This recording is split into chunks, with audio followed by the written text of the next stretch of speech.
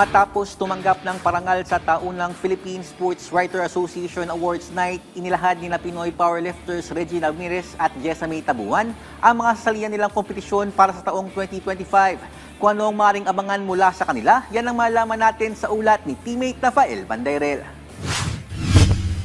Tumanggap ng special citation kamakailan sa PSA Awards Night ang Filipino powerlifters na sina Reggie Ramirez at Jessamay Tabuan. Ito ay kasunod ng kanilang masaganang paghakot ng mga parangal noong nagdaang taon. Sa pagsapit naman ng 2025, wala silang balak na huminto sa paglahok sa local at international competitions upang lalo pang makalikom ng mga gantimpala. Ang tubong Ormoc Leyte na si Ramirez sasabak sa 2025 World Games na idarao sa Chengdu, China mula ika-7 hanggang ika-17 ng Agosto. Aariba rin siya sa World Open Equipped Powerlifting Championship sa Istanbul, Turkey sa Nobyembre. Wala na nangyayaring hiatus like the pandemic that happened. So ngayon tuloy-tuloy lang talaga, and then I guess we will be even be performing better or well pa kasi we have more months to prepare pa together with that already solid foundation.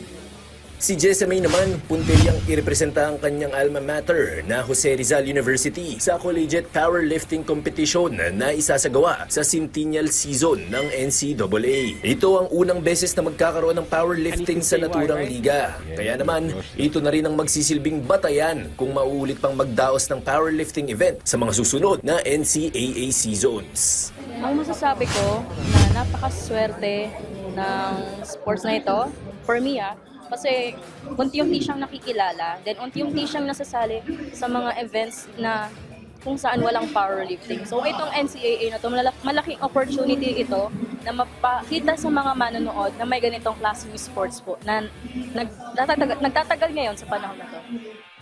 Samantala, naniniwala naman ang dating Pangulo ng Powerlifting Association of the Philippines na si Eddie Torres na malaking bagay ang mga kontribusyon ni Reggie at Jessamay sa pag-angat ng sport ng powerlifting sa Pilipinas.